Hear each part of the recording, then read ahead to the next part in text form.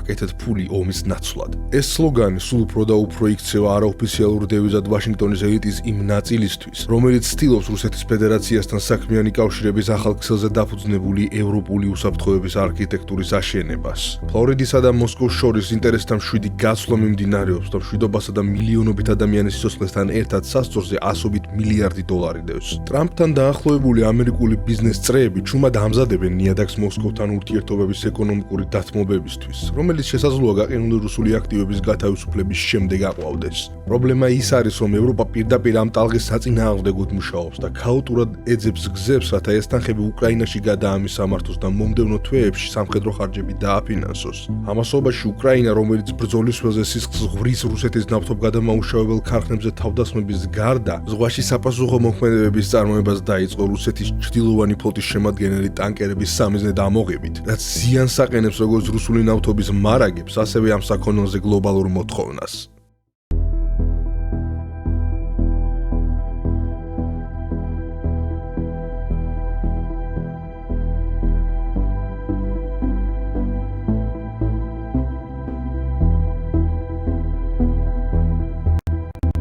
კეთილი იყოს თქვენი მობრძანება ვოლორინოლზე. სამშვიდობო მოლაპარაკებები გრძელდება. ორივე მხარე ამტკიცებს, რომ ისინი კონსტრუქციულები არიან, თუმცა კონკრეტული შედეგები ჯერ არ არის.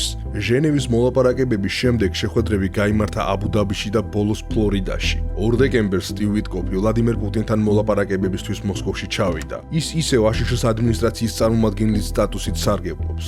მიუხედავად იმისა, რომ იური უშაკოვთან მისი საუბრების გაჟონვით დადგენილი ფაქტები დადასტურდა, რომ მან ფაქტობრივად ურჩია რუსულ მხარეს თუ როგორ შეეთავაზებინა ტრამპისთვის უკრაინის გეგმა ყველაზე მომგებიანი სახით. ყველაზე აბსურდული ის არის, რომ ტრამპმა ამ საქციელში ვერაფერი ცუდი ვერ დაინახა და ღიად დაიცვა თავისი ემისარი, მიუხედავად იმისა, რომ ბევრმა ამერიკელმა ვიტკოფი ღალატში დაადანაშაულა. ვიტკოფის, კუშნერის და უფრო ფართოგაგებით ტრამპის მოტივები მუდმივი სპეკულაციის საგანია. სტატიაში სახელწოდებით აკეთებ ფული ომის ნაცვლად Wall Street Journal ტრამპის გამარჯვებისკენ პათოლოგიური სწრაფის სურათს ხადავს. როგორც ამბობენ, ვიტკოფს, ჯარედ კუშნერსა და კირილ დიმიტრიევს შორის მაიამიში გამართულ სამარცხვინო მოლაპარაკებებს ერთი მიზანი ჰქონდა. აშშ-ის ტრადიციული ეროვნული უსაფრთხოების აპარატის გვერდის ავლა და ადმინისტრაციის დარწმუნება, რომ რუსეთი არა სამხედრო საფრთხედ, არამედ უამრავი შესაძლებლობების მქონე ქვეყნად იქნას აღქმული. მიზანია ამერიკულ კომპანიებს, რაც შეიძლება სწრაფად მიეცეთ საშუალება შევიდნენ რუსეთის საქონლის ბაზარზე, სანამ ევროპელი კონკურენტები მათ გააუსწრებენ. ამბობენ, რომ ტრამპი, ვიტკოფი და კუშნერი თვლიან, რომ ბიზნესი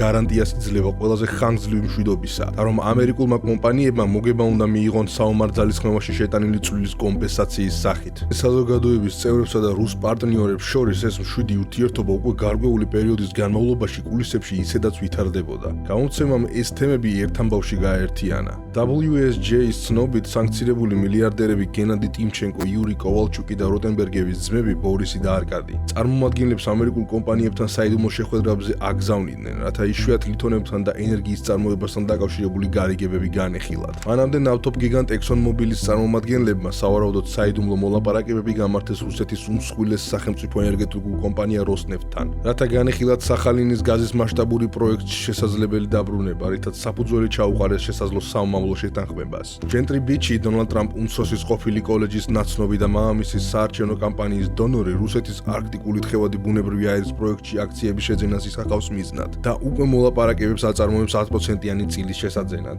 შესაძლოა კიდევ უფრო შთამბეჭდავი იყოს სტივენ პი ლინჩის ტრამპის კიდევ ერთი დონორის შემთხვევა, რომელმაც თითქმის 600,000 ამერიკული დოლარი გადაუხადა ტრამპ უმცროსთან მჭიდრო კავშირში მყოფ ლობისტს, რათა მიეღო აშშ-ის ფინანსთა სამინისტროს ლიცენზია, რომელიც მას საშუალებას მისცემდა რუსული გაზპრომისგან შეეძინა უფლებები ჩრდილოეთის ნაკადი 2 მილსადენზე. ყველა ეს მოვლენა მაიამის შეხვედრამდე განვითარდა. ფაქტობრივად ტრამპის უახლოესი წრის ამერიკელი ბიზნესმენებისა და დიმიტრიევის ხელმძღვანელობით რუსი წარმომადგენლების შეხვედრამდე, სადაც მონაწილეებმა მარტივი მოგების ხედვა წარადგინეს, რაც ერთდროულად სისხლის ღრასაც შეაჩერებდა. ამერიკული ახმის ჩამოყალიბების გარდა რუსეთი ცდილობს დაარწმუნოს ვაშინგტონი დაბლოკოს ნებისმიერი ევროპული ნაბიჯი, რომელიც მიმართულია კრემლის გაყინული აქტივების კონფისკაციის და სხვაგვარად გამოყენებისკენ მთელ ევროპაში. ამ თანხების უკრაინაში გადარიცხვა მოსკოვისთვის ერთ-ერთი ყველაზე კოშმარული სცენარია. ევროპისთვის, რომელიც სისტემატურად ჩამოშორებული აშშ-რუსეთის მაღალი დონის მოლაპარაკებების მოლაპარაკებებიდან ეს გაყინული აქტივები გადამწყვეტ სავაჭრო იარაღად იქცა. ევროპის მთავრობები მხარს უჭერენ ტრამპის მიერ მშვიდობის გამოცხადებულ სურვილს, თუმცა მათი ხედვა იმის შესახებ თუ როგორი უნდა იყოს ეს მშვიდობა ხშირად ფუნდამენტურად განსხვავდება ვაშინგტონის ხედვისგან და გაცილებით უფრო ახლოსაა კიევის ხედვასთან. ამგვარად ევროპას აქვს ინსტრუმენტები თავისი ინტერესების დასაცავად, თუმცა როგორც ხშირად ხდება, მათ ეფექტურობას ეროვნული პრიორიტეტების განსხვავებაც ძირს უთხრის.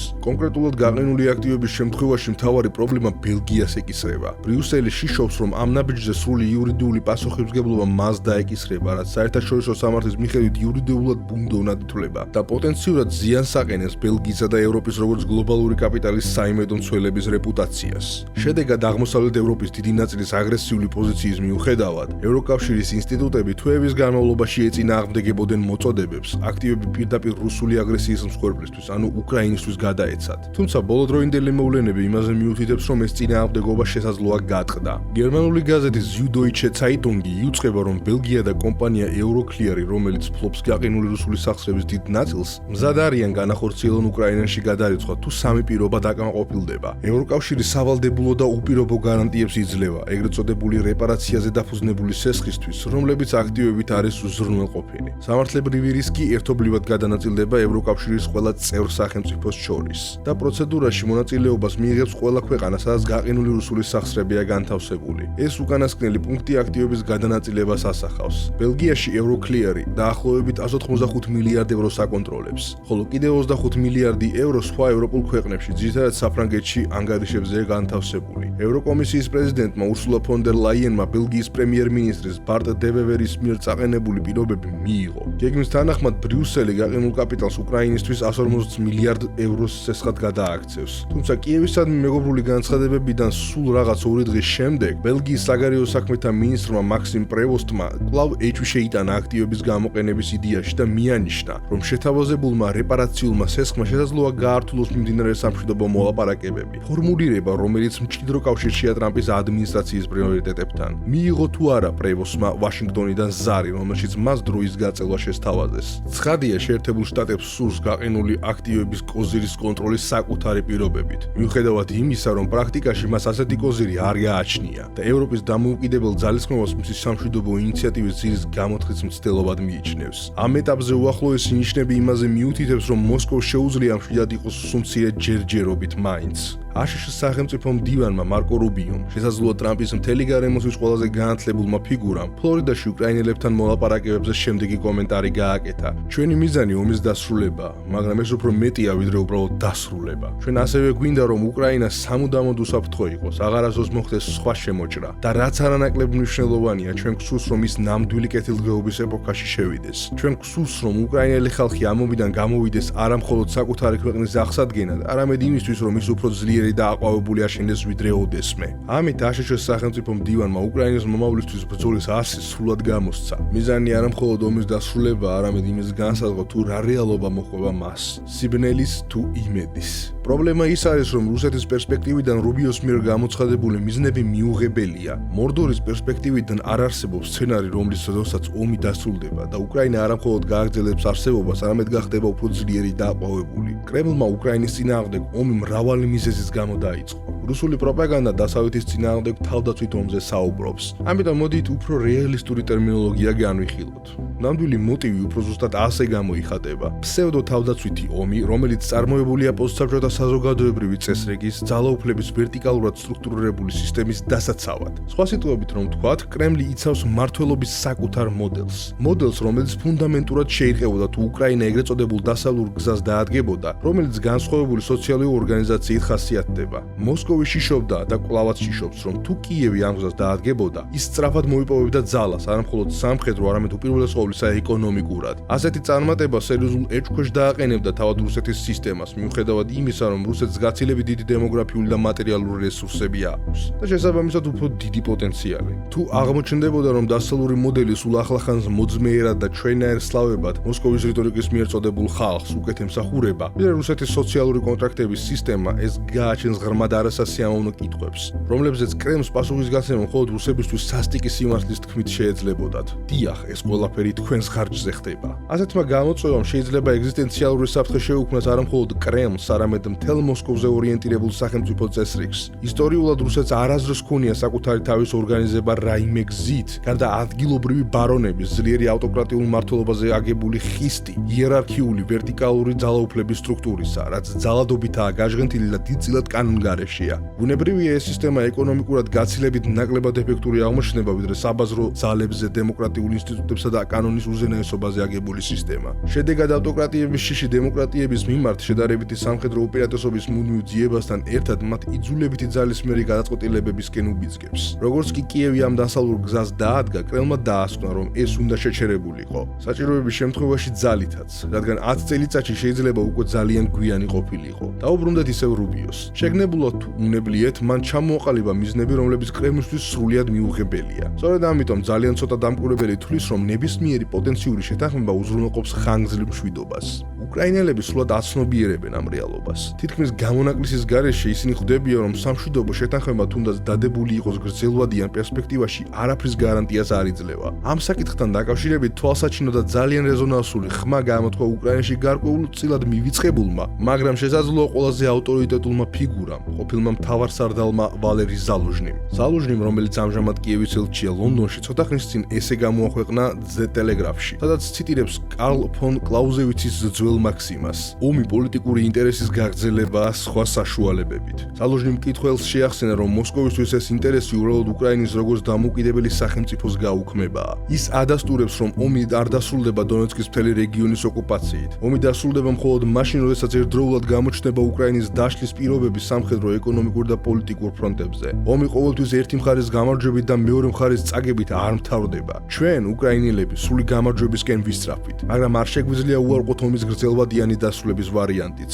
აღნიშნავს ზალუჟნი. მშვიდობა, თუნდაც მხოლოდ შესვენება შემდეგ კონფლიქტამდე, უკრაინას რეფორმების, ეკონომიკური ზრდისა და პოლიტიკური ცვლილებების სივრცეს მისცემს. ეს ყველაფერი რევოლუციური არ არის. მიუხედავად ამისა, ეს ტექსტი ზალუჟნის განზრახვების მკაფიო პოლიტიკურ სიგნალად იკითხება. უთქმელი გზავნილი მარტივია, მინდა დავბრუნდე და უკრაინის პრეზიდენტი გავხდე. ეს ინტერპრეტაცია კიდევ უფრო დამაჯერებელი ხდება იმის გათვალისწინებით, თუ რამდენად ფრთხილად, მაგრამ განმეორებით ესხმის თავს ზალუჟნი პრეზიდენტ ზელენსკის მთელი ტექსტის განმავლობაში. მაგალითად იმის გახსენებით, რომ 2021 წელს სრულმასშტაბიან შეჭრამდე ერთი წლით ადრე უკრაინის სამხედრო ბიუჯეტი შემცირდა და არა გაიზარდა. ან კორუფციის წინააღმდეგ ბრძოლაზე მინიშნებით, რომელიც ახლა პრეზიდენტის უახლოეს წრეზე განსაკუთრებით ვრცელდება. ტიმურ მინდიჩის გარდა, ზალუჟნი ასევე მიუთითებს კიდევ ერთი დიდი ხნის ინსაიდერზე, ანდრეი ერმაკზე, რომელიც ფაქტობრივად მეორე ყველაზე გავლენიანი ფიგურა იყო უკრაინის მთავრობაში. ზოგიერთი დამკვირვებელი კი ერმაკს ნამდვილ შუამავლად წარმოაჩენს, რომელიც ზელენსკის ქმედებებს კულისებიდან მართავდა. 28 ნოემბერს უკრაინის ანტიკორუფციულმა სააგენტო ნაბუმ ერმაკის ბინა და ოფისი გაჩხრიკა. მალევე ერმაკი პრეზიდენტის ადმინისტრაციის ხელმძღვანელისა და სამშვიდობო მოლაპარაკებებში მთავარი მომლაპარაკებების თანამდებობიდან გადადგა. უკრაინსკაია პრავდას ცნობით გადადგომამდე ნახევარი საათით ადრე ერმაკს ზელენსკისთან მწვავე დაპირისპირება ჰქონდა, რასაც თან ახლდა შეურაცხყოფა და ურთიერთბრალდებები. ამ საქმემ კიდევ უფრო შეარყია საზოგადოების ნდობა ზელენსკის მიმართ.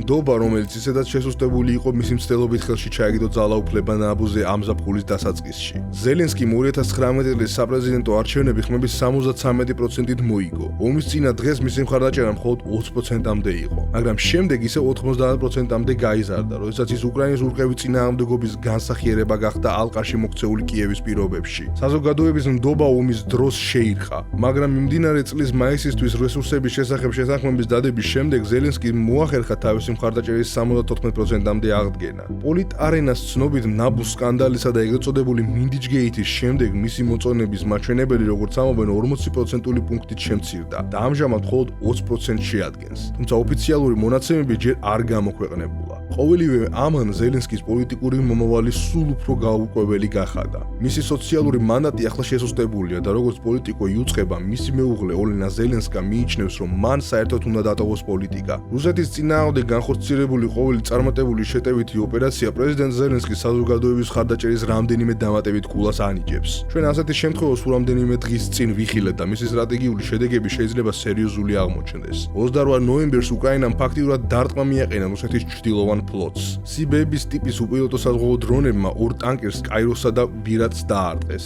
ორივე გემი რუსეთის პორტ ნოვოროსიისკენ მიემართებოდა ნედლი ნავთობის ჩასატვირთად. გემებზე განზრახ განხორციელდა თავდასხმა, როდესაც ისინი ცარიელები იყვნენ, რათა თავიდან აცილებული იყო ეკოლოგიური კატასტროფა. კაიროსი თურქეთის სანაპიროდან 28 საზღვაო მილის დაშორებით დაზიანდა, ხოლო ვირატი დაახლოებით 35 მილის დაშორებით. კიევის ოფიციალური განცხადებების თანახმად ორივე გემი ფაქტობრივად განადგურდა. ორივე ცეცხლი გაუჩნდა, მაგრამ არ ჩაიძირა. ასევე კაიროსიდან განხორციელდა 25 კაციანი ეკიპაჟის ევაკუაცია. კიდევ ერთი თავდასხმა მოხდა სენეგალის ქალაქ დაკარის სანაპიროსთან ტანკერი MT Mersin-ზე. მიუხედავად იმისა, რომ გემი პანამის დროშის ქვეშ ცურავს, ის თურქული კომპანიის საკუთრებაა. Mersin-ის ბორტზე აფეთქებები თურქეთის სანაპიროსთან თავდასხმებთან პარალელურად მოხდა. რამდენიმე დღის შემდეგ 2 დეკემბერს კიდევ ერთ ტანკერ მიდვოლგა 2-ს ამჯერად უკვე საჰაერო დრონებმა დაარტყეს. ამ ქმედებების მიზანი ნათელია. რუსული ნავთობის ექსპორტის ლოჯისტიკის შემდგომი ჩამოშლა, რომელიც კრემლის საომარ მანქანას აფინანსებს. თუმცა ეს უკრაინის გრძელვადიანი დარტყმების კამპანიაში ახალი ეტაპის დაწყებას გულისხმობს, რომელიც რუსეთის ტერიტორიას და რუსეთის დროშის ქვეშ მცურავ გემებსაც კი სცდება. კაიროსი და ვირატი გამბიის დროშის ქვეშ დაცურავდნენ და თავდასხმის დროს თურქეთის ექსკლუზიურ ეკონომიკურ ზონაში იყვნენ. პანამის დროშის ქვეშ მცურავ Mersin-ს კიდევ უფრო შორს სენეგალის სანაპიროსთან მოხვდნენ. მიუხედავად იმისა, რომ ეს რუსეთის პოზიციებს ასუსტებს, ეს რისკის გარეშე არ ხდება. კრიტიკოსები აფრთხილებენ ეგრეთ წოდებული საშუალო დონის სახელმწიფოების, როგორიცაა თურქეთი და ინდოეთი, ასევე პროუკრაინული ქვეყნების შესაძლო უკავშირის შესახებ, რომლებიც შეიძლება ირიბად დაზარალდნენ ტრანსპორტირების ხარჯების ზრდით. თურქეთის პრეზიდენტმა რეჯეფ თაიფ ერდოღანმა დაგმო თავდასხმა და მას მიუღებელი უწოდა, თუმცა მან არ დაასახელა დამნაშავეები, მიუხედავად იმისა, რომ კიევმა საჯაროდ აღიარა პასუხისმგებლობა. როგორც ჩანს, უკრაინამ დაასკვნა, რომ ომმა იმ წერტილს მიაღწია, სადაც ისეთი სარისკო ქმედებებიც კი, როგორიცაა თავდასხმა იმ სავაჭრო გემებზე, რომლებსაც ის რუსულად მიიჩნევს, ახლა თამაშის ნაწილად იქცა. ჩრდილოვანი ფლოტის სტანდარტული სადაზღვევო სისტემების ჩარჩოების მიღმა მოქმედებს, რაც იმას ნიშნავს, რომ ყველა გემთფლობელი, რომელიც რუსეთს ფარულ მომსახურებას უწევს, მზად უნდა იყოს იმისთვის, რომ ყველა მათი გემი პოტენციურ სამხედრო სამიზნედ იქცევა. სწორედ ასე შეუძლია კიევს სამოქალაქო გემის სამხედრო ობიექტად გადაკვალიფიცირების იურიდიულად ფორმალიზება. უფრო მეტიც, უკრაინის თავდაცვის სამინისტრომ ჯერ კიდევ 2023 წლის ივლისში გააფრთხილა, რომ რუსეთის შავი ზღვის პორტებისკენ მიმავალი გემები შეიძლება სამხედრო ტვირთის გადამზიდავებად ჩაითვალოს. მიზანია შეიქმნას შემაკავებელი პრეცედენტი, რომელიც დააშინებს ჩრდილოვან ოპერატორებს და აიძულებს მათ უარი თქვან რუსულ ტვირთებზე გაზრდილი რისკის გამო, განსაკუთრებით ნოვოროსიისკენ გადაზიდვებზე.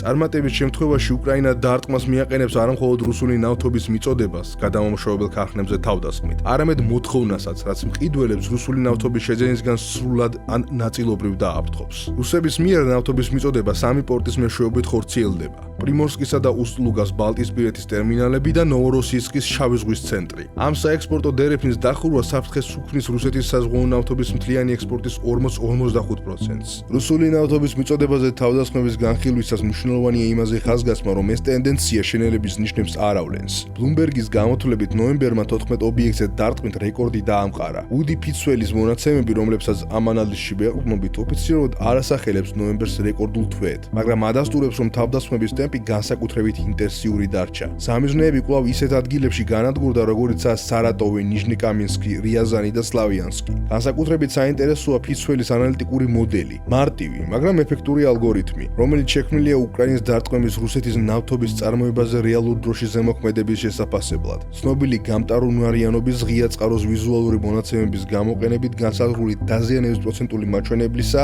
და ცვლადი შეკეთების მაჩვენებლის გამოყენებით, რომელიც შეფასებულია დღეში 0.33%-ით, რაც ნიშნავს, რომ 100%-ით დაზიანებული ობიექტის სრულად შეკეთებას დაახლოებით 333 დღე დაშირდება. მოდელი აკონტროლებს რუსეთის წარმოების სიმძლავრის რა ნაწილი რჩება უმოქმედო ნებისმიერ დროს. 2 დეკემბრის მონაცემებით ეს მაჩვენებელი 30%-ს აღემატებოდა, რაც იმას ნიშნავს, რომ დღეში 2 მილიონ ბარელზე მეტი სიმძლავრე გამორთული იყო. შედეგები უკვე აშკარაა. როსნეფტის მოგება ახლა 10-ჯერ ნაკლებია, ვიდრე 1 წლის წინ იყო. რუსეთის ეკონომიკური ზეწოლა კვლავ იზრდება და სტრესის ნიშნები აშკარად გამოკვეთილია. ინდუსტრიაში ოპტიმიზმი პანდემიისა და კრიზისის დროს დაფიქსირებულ მინიმუმს დაუბრუნდა. 2025 წლის დასაწყისიდან გაშავებული იპოთეკური სესხების რაოდენობა ექსპონენციურად იზრდება. ამავდროულად სახელმწიფო აქტიურად იღებს უპირველეს საკუთარი მოქალაქეებისგან მასობრივად სახელმწიფო ობლიგაციების გამოცემით. მიუხედავად ამისა, კრემლი თვლის, რომ ეკონომიკა გაუძლებს, ხოლო ფრონტზე უკრაინული ძალების მდგრადობა გაუარესდება და ის მალეც ჩამოიშლება. ნოემბერი ფაქტობრივად ერთ-ერთი ყველაზე რთული თვე იყო უკრაინის შეიარაღებული ძალებისთვის. Deep State-ის მონაცემებით უკრაინულმა ჯარებმა ამ თვეში დაახლოებით 500 კვადრატული კილომეტრი ტერიტორია დაკარგეს.